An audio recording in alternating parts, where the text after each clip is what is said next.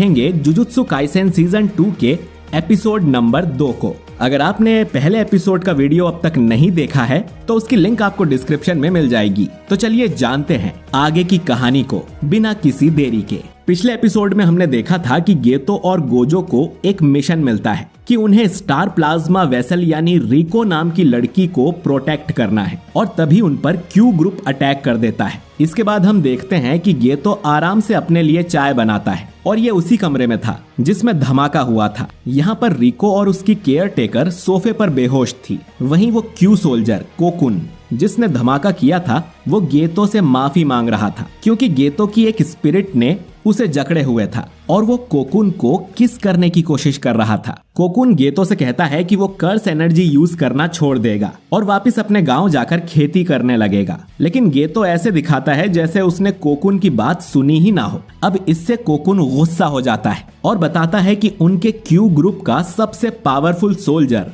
Bear भी यहाँ आया है और वो उसे अच्छा सबक सिखाएगा। तभी गेतो के मोबाइल पर एक मैसेज आता है जिसमें गोजो ने उसे एक फोटो सेंड की थी। गेतो ये फोटो कोकुन को दिखाता है जिसमें गोजो ने ऑलरेडी बेयर को हरा दिया था। अपने सबसे पावरफुल मेंबर की हार के बाद क्यू ग्रुप पर ताला लग जाता है। इसके बाद हम एक बोट रेस अरेना को देखते हैं जिसमें तोजी फुशिगिरो बैठा हुआ था जिसे सॉसेरर किलर भी कहा जाता है। कॉन्ग उसे ढूंढता हुआ यहाँ आता है तो तोजी उसे बताता है कि वो रेस पर पैसे लगाने आया था जबकि अब तक वो एक भी बैट नहीं जीता है। कॉन्ग तोजी को उसका काम याद दिलाता है कि उसे स्टार वेसल को मारना है, जिस पर तोजी कहता है कि वो बराबर की लड़ाई में गोजो को कभी नहीं हरा सकता, इसीलिए उसने कुछ गुंडों को वहां भेजा है जिनसे लड़ने में गोजो थोड़ा थक जाएगा और फिर वो अटैक करेगा। इसके बाद तोजी रेस पे लगाए पैसे हार जाता है। कॉन्ग उसे सलाह देता है कि वो सट्टेबाजी पर कम ध्यान दे और जाने से पहले वो तोजी से पूछता है कि मेगुमी कैसा है, मगर तोजी को याद ही नहीं आता कि मेगुमी आखिर कौन है।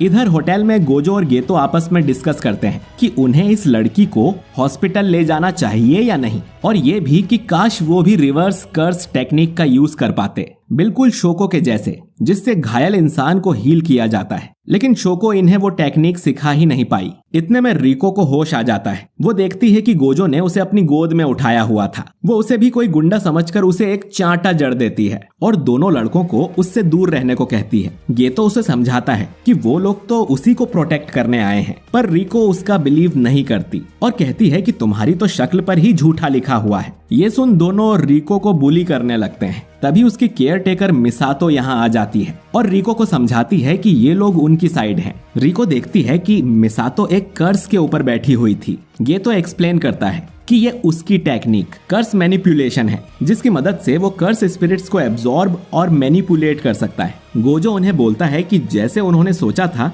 ये लड़की बिल्कुल वैसी नहीं है। उन्हें लगता था कि ये दुखी होगी क्योंकि कुछ ही दिनों में इसकी बॉडी टेंजन से मर्ज होने वाली है, जिस पर रिको कहती है कि उसे गर्व है कि वो मास्टर टेंजन की वेसल है और मर्ज के बाद वो और टेंजन एक हो जाएंगे। लेकिन गेतो और गोजो उसकी बात पर ध्यान नहीं देते और गोजो गेतो को अपनी नई होम स्क्रीन दिखाता है। इसके बाद वो रिको का मजाक उड़ाते हैं, उसके तो कोई दोस्त भी नहीं होंगे। और तभी रिको को याद आता है कि आज तो उसे स्कूल जाना है और रिको की रिक्वेस्ट के लिए सभी उसके हाई स्कूल पहुंच जाते हैं। गोजो यागा से पूछता है कि उन्हें तो रिको को सीधा जुजुत्सु हाई ले जाना चाहिए क्योंकि यहाँ उसकी जान को खतरा है, लेकिन यागा बताता है कि उन्हें रिको की हर बात माननी होगी। ये मास्टर टेंजन का आदेश है। जो सुन गोजो उसे बिगड़ैल लड़की कहता है, पर गेतो उसे समझाता है कि मर्जर होने के बाद वो टेंजन बन जाएगी और हमेशा जुजुत्सु हाई के सबसे नीचे वाले हिस्से में रहेगी। वो इसके बाद कभी अपने फैमिली या फ्रेंड्स से नहीं मिल पाएगी, तो उसके आखिरी समय में हमें उसकी विश पूरी करनी चाहिए। मितासो आगे कहती है कि रिको की कोई फैमिली नहीं है। जब वो छोटी थी तभी उनका एक्सीडेंट हो गया था, तभी से मितासो ने ही उसे पाल पोस कर बड़ा किया है, इसीलिए वो भी चाहती है कि अपना आखिरी दिन वो अपने दोस्तों के साथ बिताए। ये सुन गेतो मितासो से कहता है कि यानी कि तुम उसकी फैमिली हो। फिर गोजो गेतो से पूछता है कि उसकी कर्स्ड स्पिरिट्स का क्या हुआ जिन्हें उसने निगरानी रखने भेजा था। गेतो चेक करता है और गोजो से कहता है कि हमें तुरंत रिको के पास जाना होगा क्योंकि उसके 2 कर्सेस को किसी ने मार दिया है। दूसरी तरफ तोजी होटल में बैठकर खाना खा रहा था और टीवी पर रेस देख रहा था। उसने कॉन्ग से कहकर रिको के सिर पे बाउंटी भी लगवा दी थी, यानी जो भी रिको को मारेगा उसे ढेर सारे पैसे मिलेंगे, और इसीलिए कर्स यूजर्स रिको को मारने उसके स्कूल आ गए थे। अब गेतो उस कर्स यूजर को मारने जाता है। वहीं मितासो और गोजो रिको को खोजने भागते हैं। कॉन्ग तोजी को कॉल पर बताता है कि रिको अब भी उसके हाई स्कूल में है और ये भी कि अगर तोजी से पहले किसी और ने रिको को मार दिया तो इनाम का सारा पैसा उसे मिल जाएगा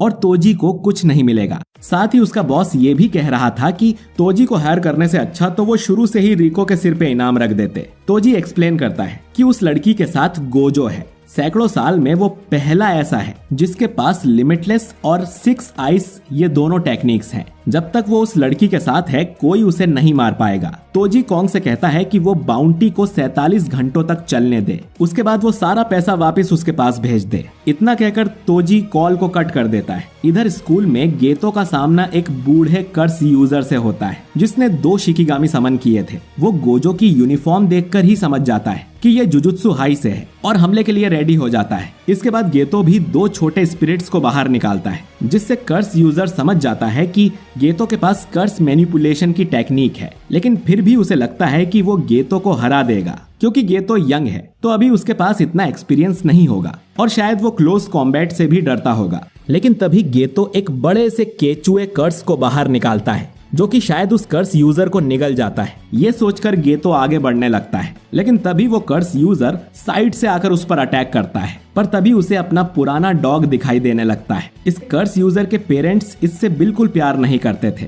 क्योंकि वो कर्सेस को देख सकता था। सिर्फ उसका डॉग ही था जो बिना डरे उसके साथ रहता था, लेकिन उसे मरे तो 50 साल हो गए थे। अब कर्स यूजर को समझ आता है कि उसकी लाइफ उसकी आंखों के सामने दिख रही थी। इसके बाद गेतो कर्स यूजर को मारकर उसकी हालत खराब कर देता है क्योंकि वो हैंड टू हैंड कॉम्बैट में भी काफी अच्छा है और शुरू से ही वो यही चाहता था। अब गेतो उससे पूछता है कि वो कौन से ग्रुप से आया है, क्यू या टाइम वेसल एसोसिएशन। इधर गोजो सीधा रिको की म्यूजिक क्लास में पहुंच जाता है और बाकी लड़कियां गोजो को देखकर उस पर लट्टू हो जाती हैं। पहले तो उन्हें लगता है कि ये जरूर रिको का बॉयफ्रेंड होगा, पर रिको बहाना बनाती है कि ये बस उसका कजिन है। वो गोजो को उसके ग्लासेस निकालने को कहती है और गोजो भी सबको पोज देने लगता है। इनकी टीचर भी चुपके से गोजो को अपना नंबर दे देती है। फिर गोजो चुपके से रिको को लेकर यहाँ से निकल जाता है। गोजो अब रिको से कहता है कि वो सीधा जुजुत्सु हाई जा रहे हैं क्योंकि अगर यहाँ किसी से लड़ाई हो गई तो रिको की फ्रेंड्स को भी खतरा हो सकता है। तभी हम एक कर्स यूजर को देखते हैं जिसने अपने सिर पे एक बैग डाला हुआ था।